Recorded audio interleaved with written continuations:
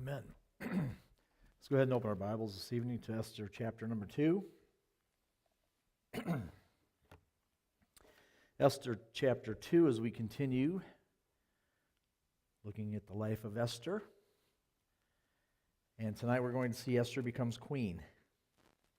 You know, the Bible is full of great women, and so is history. I mean, there was Joan of Arc, Florence Nightingale, and Madame Curie, just to name a few. Abraham Lincoln once said this: "No man is poor who has had a godly mother." And he, like many great and accomplished people, directly linked his success to his mother. Military heroes, political statesmen, ministers of the gospel, athletes, literary and musical geniuses alike have attributed the development and cultivation of their skills to their mothers and their wives, or their wives, I should say. And down through the history of time marches an endless succession of courageous and visionary women, virtuous women, self-sacrificing women. And for the most part, the saying is true: behind every great man, there is a great woman. And let me stress that for the most part, okay? Not every woman is a good mother. Not every woman is a good wife. In fact, some women are downright evil, as are some men. So there's always exceptions to every rule. So keep that in mind as I bring this message tonight. See, I believe God has given women certain qualities that men don't necessarily normally have. But sometimes those qualities in some women are never realized. And while there are some women in the Bible who were evil, such as Jezebel, we also see many great women in the Bible. Jochebed, the mother of Moses, who sacrificially kept him until he was weaned, then graciously prepared him for the court of Pharaoh, where he would live for the next 35 years or so of his life. Eve, the first wife and mother of us all. Sarah, the wife of Abraham and the mother of Isaac and ultimately Israel. Hannah, the godly and devoted mother of Samuel. Abigail, the wife of who saved her husband Nabal from the wrath of David because she knew how to deal with both of those men. And there are many others: Deborah, Ruth, Elizabeth, and Mary, Eunice and Lois, Priscilla, Lydia, Phoebe. All through the Bible, these women emerged from obscurity, and then most of them faded again into another kind of obscurity. But each played a major part in God's plan and left their mark on the world. And one of these that we could add, of course, is Esther, who, when we left her last week, was living out her life in obscurity with her cousin Mordecai in Persia. Ahasuerus had returned from war, defeated, lonely, in need of affection and companionship. And his counselors came up with a plan to get him a wife, and that plan was a beauty pageant. Let's find every possible, available, beautiful young woman in the Persian kingdom throughout all the provinces, and let's bring them here and let you take your pick. And what they're suggesting, of course, is nothing more than a beauty contest. Josephus, the Jewish historian, says that there were as many as 400 women involved in this competition. 400 women. And they would have a year in which to polish every seductive way, to enhance their beauty by applying cosmetics and perfumes. And ultimately, the purpose was to win over the king with elegance, charm, physical beauty, and erotic seduction. And each of them would spend a night with the king, and then the king would make his choice. So here we have the Rose Bowl Queen, Miss America, and Miss Universe all rolled up into one. Yet, with a bigger prize than any of the others offer. The winner would become the Queen of Persia. And I'm sure that all the women all over the land greatly desired for the opportunity to take part in this, except for one, Esther. Look at verse 5 of chapter 2. Verse 5 of chapter 2 says, "Now in Shushan, the palace, there was a certain Jew whose name was Mordecai, the son of Jair, the son of Shimei, the son of Kish, a Benjamite, who had been carried away from Jerusalem with a captivity which had been carried away with Jeconiah, king of Judah, whom Nebuchadnezzar, the king of Babylon, had carried away. And he brought up Hadassah, that is, Esther, his uncle's daughter, for she had neither father nor mother, and the maid was fair and beautiful. And Mordecai, when her father and mother were dead, took for his own daughter. So it came to pass." Well, let me stop there. So, what you don't see here, though, what you need to read between the lines is that Esther was in the minority. All right, her people, the Jews, came to this land as captives, as spoils of war.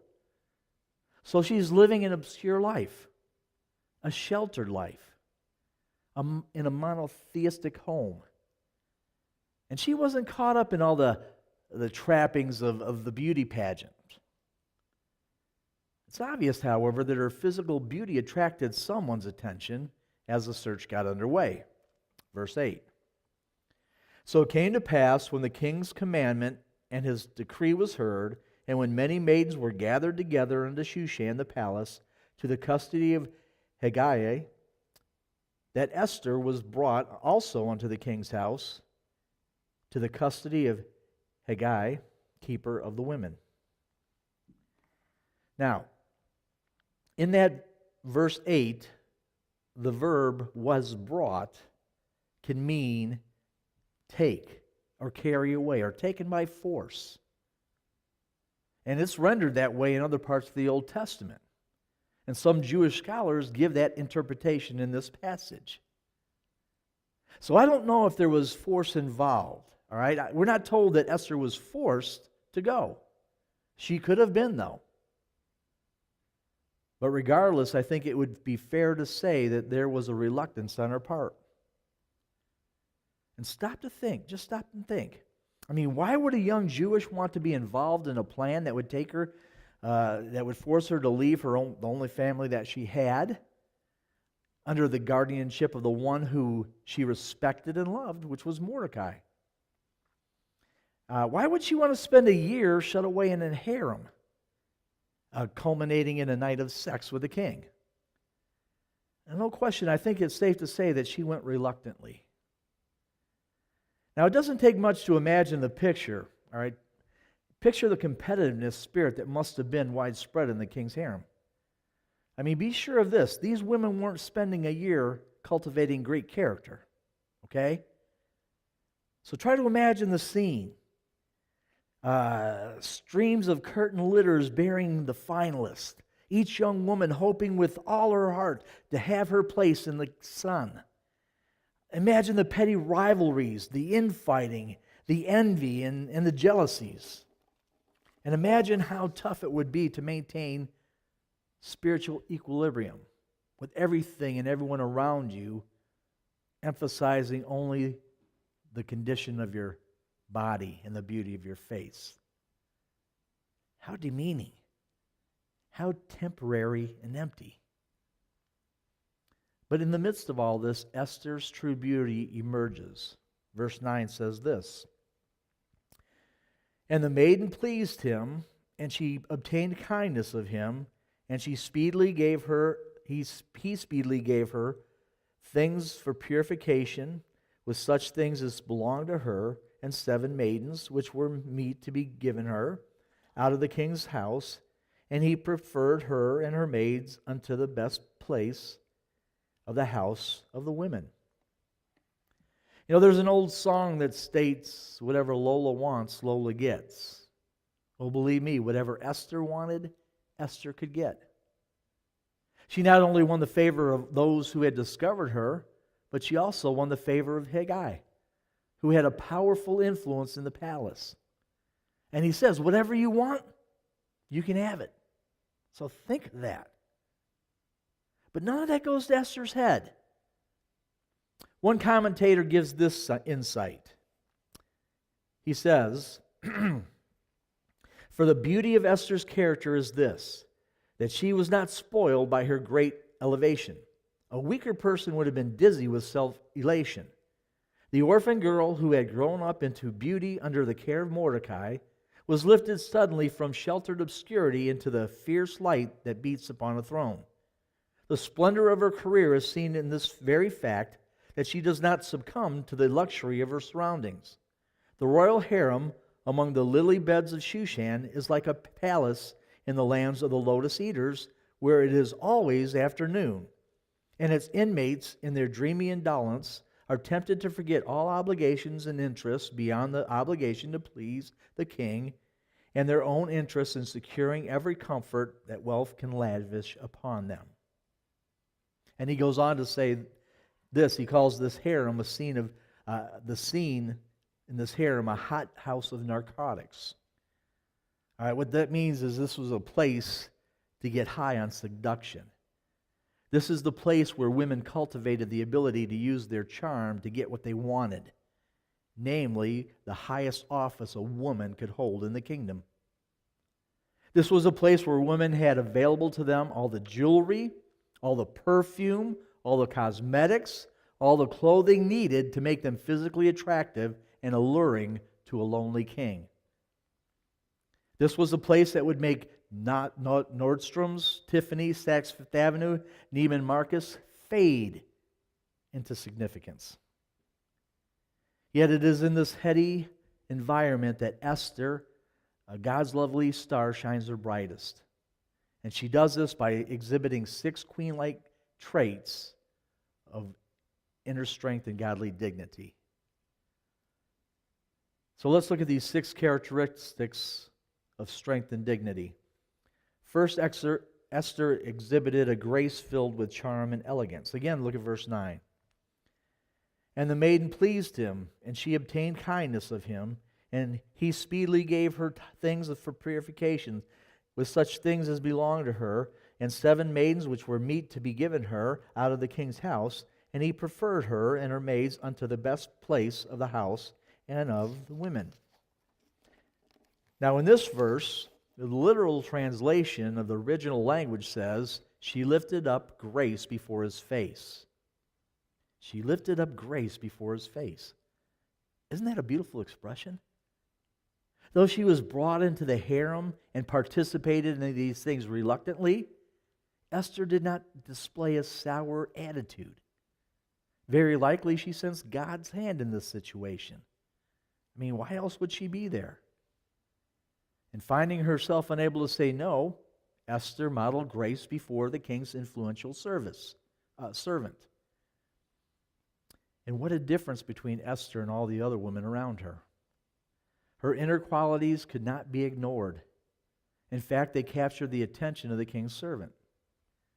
She was gracious, and so gracious was she that Haggai quickly provided her with whatever she needed and then some. I mean, talk about being pampered and indulged. In this place was found every emphasis imaginable on cultivating this alluring, on the sensual techniques of lovemaking, on the winning the heart of the lonely king. And yet through it all, this charming woman lifted up grace. And then second, Esther exhibited an unusual restraint and control. All right, she exhibited an unusual restraint and control. Verse 10. Esther had not showed her people nor her kindred, for Mordecai had charged her that she should not show it. So Esther told no one that she was a Jew. Why? Well, because that is what Mordecai instructed her to do. And not even the head-spinning Himalayan heights of this harem could tempt her to break her covenant with Mordecai. See, God has given women an air of mystery. And this is something, quite candidly, men don't have. Now, we're a pretty predictable bunch, aren't we, guys? How often have I heard men say, I just don't know how to figure her out? Any married men in here, maybe even some single ones, thought that? Okay, I'm the only one. Or I just don't understand her. Right? For an example, someone will say, what I need is I just need a good cry. In all of my life, I've never experienced a good cry. Right? I mean, other women may know good cries, but that's a mystery to men. I'm honest. I mean, I've never been able to figure out how you can cry and feel good after crying. It doesn't make sense. So there's an air of mystery about women, an unpredictability that men find intriguing. And Esther's ability to restrain herself only heightens the mystery, especially her verbal restraint. See, she knew much more than she told. All right? And she could keep a secret. And verbal restraint is fast becoming a forgotten virtue. I mean, thanks to the tell-all tabloids and the hide-nothing talk shows, nothing is restrained. I mean, when was the last time anyone in the media blushed? Long time. Yet restraint and control always works in your favor. So learn to keep confidences, especially confidences of your husband, your family, and your friends. Come to be known for keeping secrets. It's part of having a character marked by strength and dignity. And then third, Esther sustained a continually teachable spirit. She sustained a continually teachable spirit. Jump over to verse 20.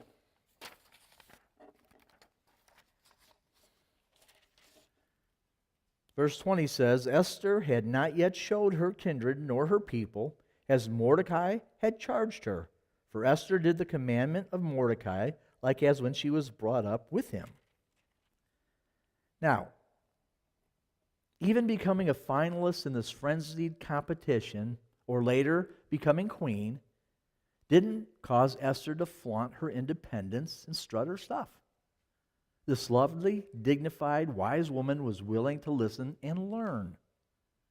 And she remains a great example for women today. Someone has said this: education is going from an unconscious to a conscious awareness of one's ignorance. Let me say that again. Education is going from an unconscious to conscious awareness of one's ignorance. And I agree. Listen, no one has a corner on wisdom. All the name dropping in the world does not heighten the significance of our character. If anything, it reduces it. Our desperate need is to cultivate a willingness to learn and remain teachable. Learning from our children. My goodness, we can learn from our children. We can learn from friends. We can even learn from our pastor. We can learn from our enemies. And how beautiful it is to find a servant-hearted, teachable spirit among those who hold high-profile positions of authority. And then fourth, Esther exhibited an unselfish modesty and authenticity. Look back over at verse 12. Verse 12 of chapter 2. Now when every maid's turn was come to go into King Ahasuerus, after that she had been 12 months, according to the manner of the women, for so were the days of their purification accomplished, to wit, 6 months with the oil of myrrh, and 6 months with sweet odors, and with her things for the purifying of the women. Thus came every maiden unto the king. Whatsoever she desired was given her to go with her out of the house of the women unto the king's house. In the evening she went, and on the morrow she returned into the second house of the women, to the custody of Shaggaz, as the king's chamberlain. She kept the concubines. She came in unto the king no more, except the king delighted in her, and that she were called by name. Now when the turn of Esther, the daughter of Abihail, and the uncle of Mordecai, who had taken her for his daughter, was come unto the king, she required nothing but what Haggai, the king's chamberlain, the keeper of the women, appointed. And Esther obtained favor in the sight of all them that looked upon her. So think of this. This is what these women were shooting for, most of them anyway. No job, no responsibility, no cooking, no cleaning up, no washing, no ironing, no errands, no budget watching, no holding back in any area. Imagine, pampered and indulged in this self-centered harem of Persia. All of the emphasis rests upon her becoming a woman of greater physical beauty. Jewelry, clothing, perfumes, cosmetics, whatever she wishes. From the brushing of her hair to pedicures. They're all hers. The only thing on everyone's mind was to win the contest, to please the king, and to gain his favor. And the women probably knew something of the sensuality and lust of the king, and might have even been provided with aphrodisiacs to arouse his passions even more. I mean, so much was at stake here. Each virgin was given a one time where she would spend the night with the king. And if the king delighted in her, he might ask for her again. But if not, she was no longer part of the contest. Now remember, at this time, Esther cannot be more than 20 years old or so, and she could have even been younger. And this is the chance of a lifetime for her to have whatever she wishes. But instead, she remains true to what she's been taught and abides by the counsel of Mordecai, believing that he knows what's best for her. She doesn't give in to the temptations around her, the superficiality, the selfishness, the seduction, the self-centeredness. She displays an unselfish modesty and authenticity amid unparalleled extravagance. Someone wrote this: I smiled the other day when I came across the results of a survey which found that 15% of the women questioned tinted their hair.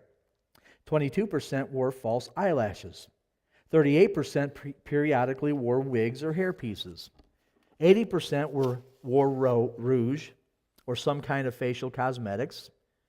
93% used nail polish. 98% wore some kind of eye makeup. And 100% voted in favor of a resolution condemning any kind of false packaging. Now, as ironic as that might sound, I don't think that most Christian women use cosmetics to appear false or to become other than who they are. All right? The women we admire use cosmetics to enhance the beauty that's already there. And I'm sure that was Esther. And frankly, Esther probably went to the king without fear because she had no driving ambition to be queen. All right, her life did not revolve around her physical appearance or making the king happy. She was there for one reason, because she knew that God's hand was on her life. And through the circumstances and Mordecai's wisdom, she had been brought to this place for a reason. And she had herself together, okay? She knew where she was coming from. She knew who she was. She knew what she believed. And she knew that God's hand was on her life. And if it was her pleasure that she be here, well, if that's part of his plan, then she would be willing to accept it. If not, she would willingly give it up. She was modest about her own experience, her own person, and she was authentic. And then fifth, Esther modeled a kind winsomeness regardless of her surrounding. She modeled a kind winsomeness regardless of her surrounding. Look at verses 16 and 17. So Esther was taken unto the king Ahasuerus into his house royal in the 10th month, which is the month Tebeth, in the 7th year of his reign. And the king loved Esther above all the women, and she obtained grace and favor in his sight more than all the virgins, so that he set the royal crown upon her head and made her queen instead of Vashti. Now, I really don't know, and nobody really does, what Esther did when the time came. Maybe she slept with Ahasuerus. Maybe she was so beautiful that it wasn't necessary. Maybe she asked him not to violate her, and that's what won his heart. I really don't know. But whatever happened, Ahasuerus fell in love with Esther. See, clearly Esther had something about her that caused everyone to favor her, from the king to the women in the harem who were competing against her for his attention and affection. And I think she must have had a winsomeness about her. Webster says winsomeness is being pleasant, delightful, attractive in a sweet, engaging way. A person who is winsome draws you to him or her, and we're intrigued by that person's charming and gracious spirit. And then 6, Esther displayed a humble respect for authority. Look at verses 18 through 20. Then the king made a great feast unto all his princes and his servants, even Esther's feast, and he made a release to the provinces and gave gifts according to the state of the king. And when the virgins were gathered together the second time, then Mordecai sat in the king's gate. Esther had not yet showed her kindred nor her people, as Mordecai had charged her, for Esther did the commandment of Mordecai, like as when she was brought up with him.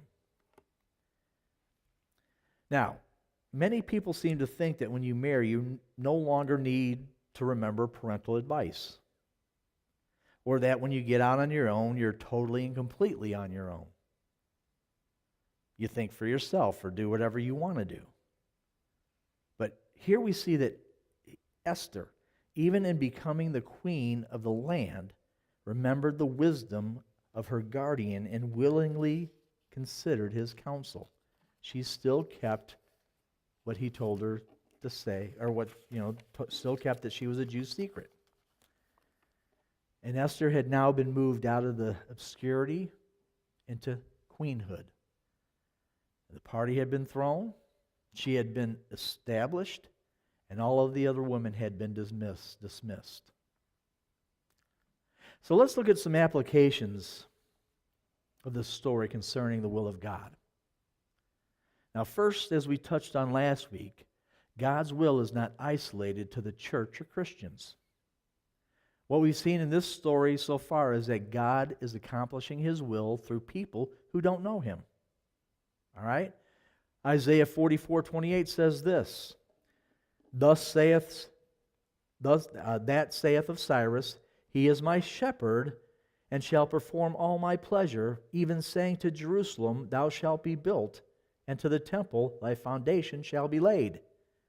And then we read in Ezra, chapter 1, verses 1 and 2, Now in the first year of Cyrus king of Persia, that the word of the Lord by the mouth of Jeremiah might be fulfilled, the Lord stirred up the spirit of Cyrus king of Persia, that he made a proclamation throughout all his kingdom, and put it also in writing, saying, Thus saith Cyrus king of Persia, The Lord God of heaven hath given me all the kingdoms of the earth, and he hath charged me to build him an house of Jerusalem, at Jerusalem, which is in Judah. Cyrus wasn't a believer. He was a wicked king. And God can work through evil, wicked people to accomplish His will. I mean, think about it. He even uses Satan. Ahasuerus would not have known God's word, or God for that matter. And yet God was at work in his life so that all things would work together for good according to the purpose of God. And then second, God's will is not frustrated by our failures. All right? You know what? If God stopped working through us the moment we failed, then His will would be non-existent 98% of the time, right? I mean, look at our story. Ahasuerus had a drunken bash that lasted for 180 days. That wasn't right. Then he divorced his wife. That wasn't right. That shouldn't have happened. He carried out one-night stands with a lot of women while choosing a new queen. That wasn't right or godly. But though these events aren't part of God's directive will, it is included as part of God's will because he uses the wrath of people to praise him. He takes what other people do is wrong and evil, and he can still turn it and use it for his purpose. Now again, remember, he does not cause the evil. Well, let's not try to go there and think that he causes evil. The Bible says in James, God cannot be tempted with evil, and neither doth he tempt men with evil. All right? But he can still take the evil that people use and use it to accomplish his will and his purpose. All right?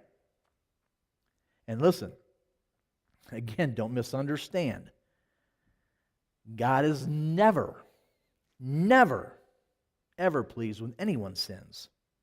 All right? He wasn't pleased with Ahasuerus. He wasn't, and he's not pleased with us. So do not be deceived. There are consequences for our sins. And sometimes the consequences are more than we can bear.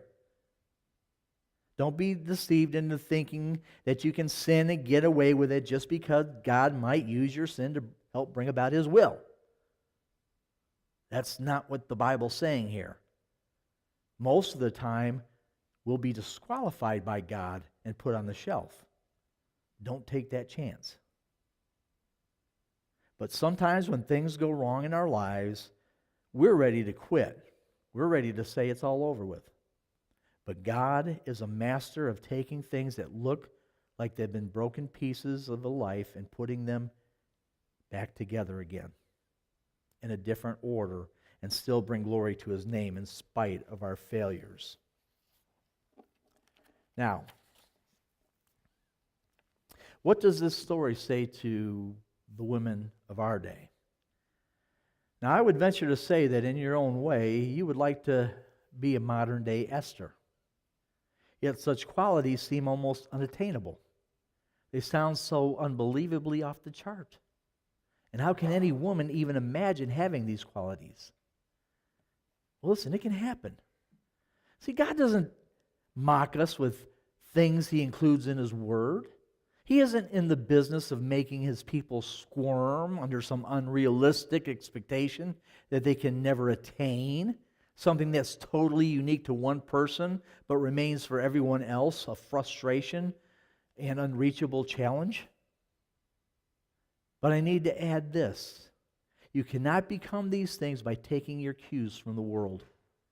That only brings defeat and frustration. You as an individual have your own pressures, your own difficulties, your own unique circumstances, but God offers ways to handle them and become his special person. The question is how?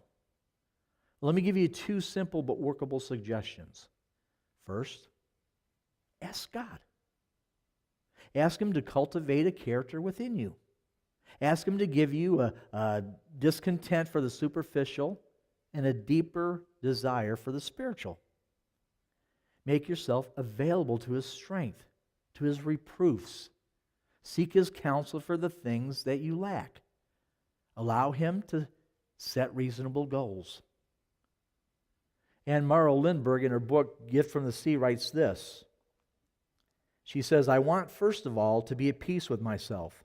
I want singleness of eye, a purity of intention, a central core to my life that will enable me to carry out these obligations and activities as well as I can.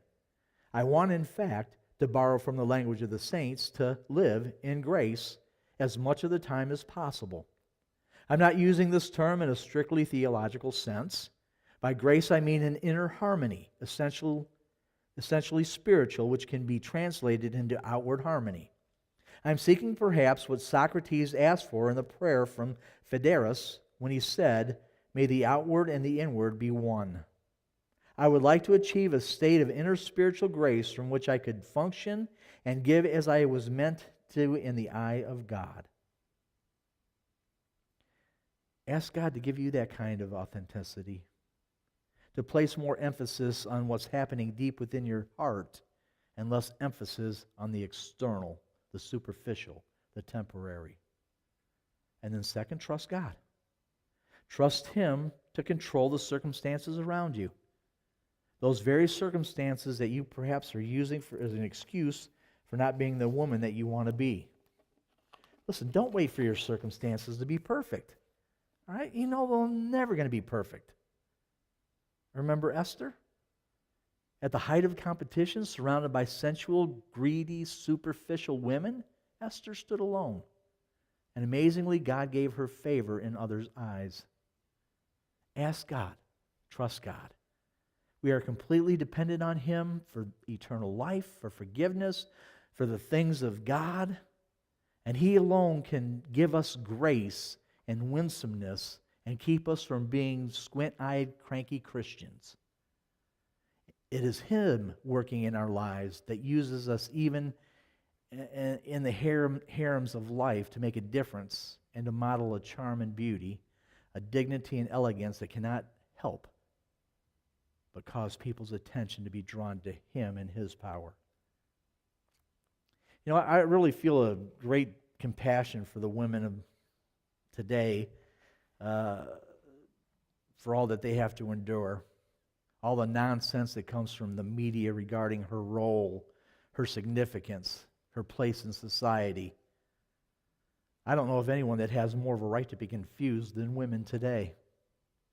I mean, she receives all sorts of answers, all sorts of mixed messages, all sorts of alleged proofs that independence is the only way to go, and that doing your only thing and becoming what you please will bring you peace and lasting joy.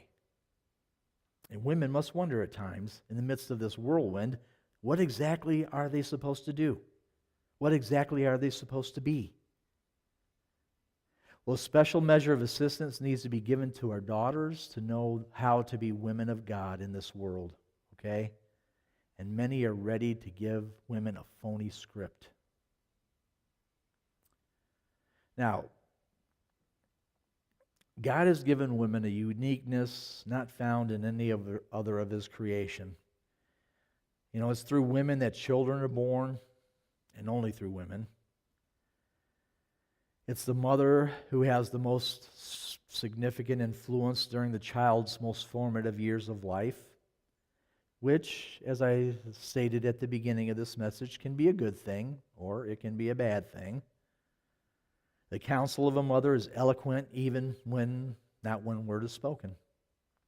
I mean, who hasn't caught the look from his or her mother?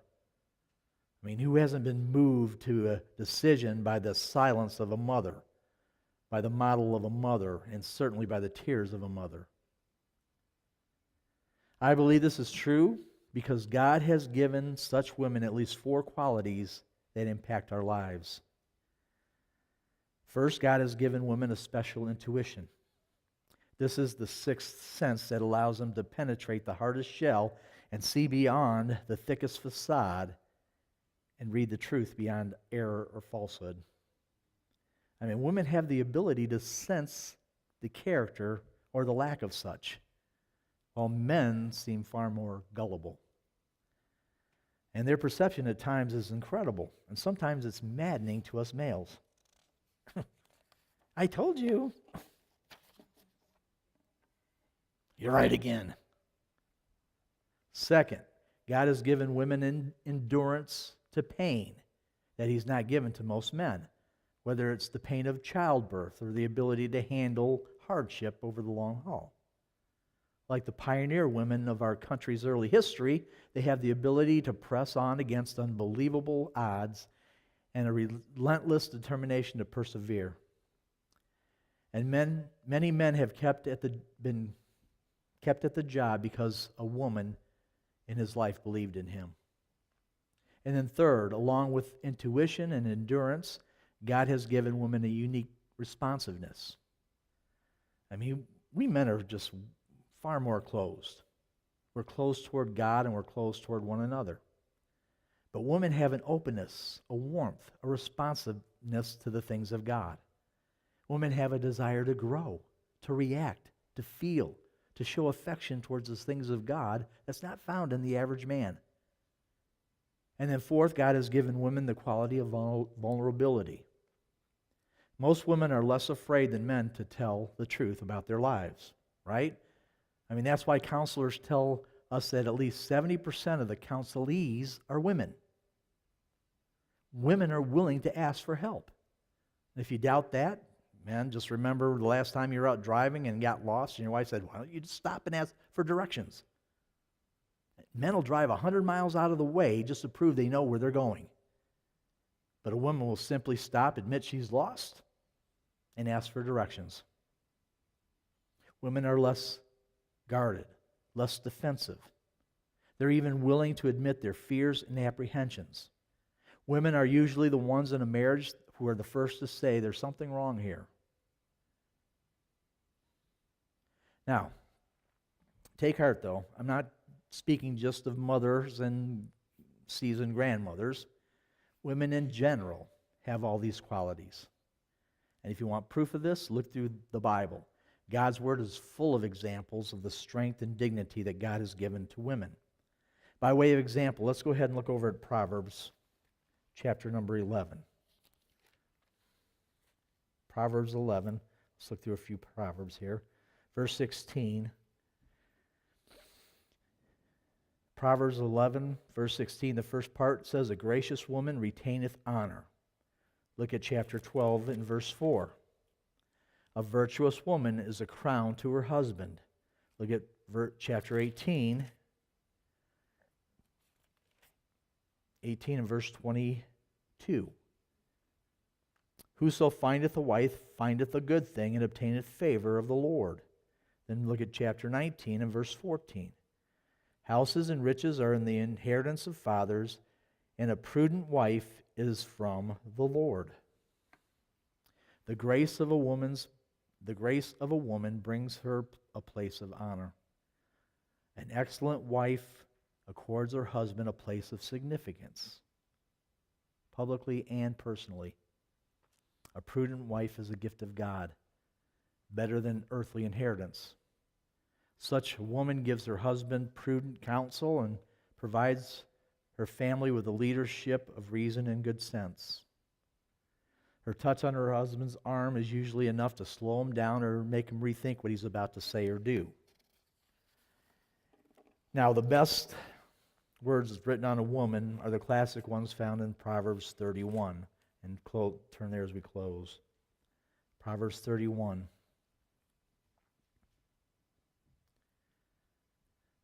This, in my opinion, is the best thing ever written about upholding the dignity and honor of women. Look at verse 10. "Who can find a virtuous woman? For her price is far above rubies. The heart of her husband doth safely trust in her, so that he shall have no need of spoil. She will do him good and not evil all the days of her life. She seeketh wool and flax, and worketh willingly with her hands.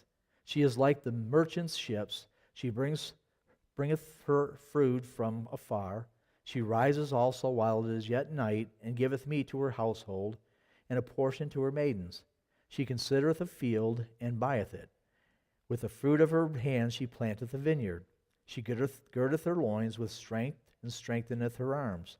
She perceiveth that her merchandise is good. Her candle goeth out not out by night. She layeth her hands to the spindle, and her hands hold the staff. She stretcheth out her hand to the poor, yea, she reacheth forth her hands to the needy. She is not afraid of the snow for her household, for all her household are clothed with scarlet. She maketh herself coverings of tapestry. Her clothing is silk and purple. Her husband is known in the gates, when he sitteth among the elders of the land. She maketh fine linen, and selleth it, and delivereth girdles unto the merchant. Strength and honor are her clothing, and she shall rejoice in time to come. She openeth her mouth with wisdom, and her tongue is the law of kindness. She looketh well to the ways of her household, and eateth not the bread of idleness. Her children rise up and call her blessed, her husband also, and he praises her. Many daughters have done virtuously, but thou excellest them all. Favor is deceitful, and beauty is vain, but a woman that feareth the Lord, she shall be praised. Give her of the fruit of her hands, and let her own works praise her in the gates." The writer describes this woman's diligence as she carries out her role as a wife and a mother and a businesswoman, all the efficiency, diligence, and responsibilities that she has. There's a strength of character and an aura of dignity about a godly woman that cannot be found even among godly men. Now, what hope can this bring? It can bring great hope. What strength and dignity it brings. God is so good to spell out these qualities right about the time in this series of Esther that we begin to think that Esther is the only one who would be qualified. But that's not so. These are yours also. Yours for the asking. Yours for the trusting. Maybe you lack in some of these areas of womanhood that we've been looking at tonight. And I know there are women who do not fit many examples of womanhood that God desires you to have. So ask. So trust. Unless I address all these words in the sermon to women, let me close by saying something very personal to men. All right, my friend, my fellow husband and fellow dad, God has given us a woman who wishes to be like, if God has given us a woman who wants to be like Esther, a woman of strength and dignity, then we need to encourage her in that godly pursuit. In considering your response, answer the next three questions if God desires this for this, if your woman desires this. First one was, when was the last time you told her that she's God's gift to you? All right, if it's been a while, then say it again. Today. 2, how do you help her reach her long-term goals? If you're not sure what that includes, ask her to tell you. Today. And then thirdly, if you sense that she is struggling in some particular area of her life, are you there to comfort her, to reassure her? And if you find that's hard to do, then admit it, and then go ahead and risk reaching out to her today. And she's really worth it, you know. She just needs to know that you value her as a person of strength and dignity. And she needs to know that today. Our Father in heaven, we come before you, Lord, and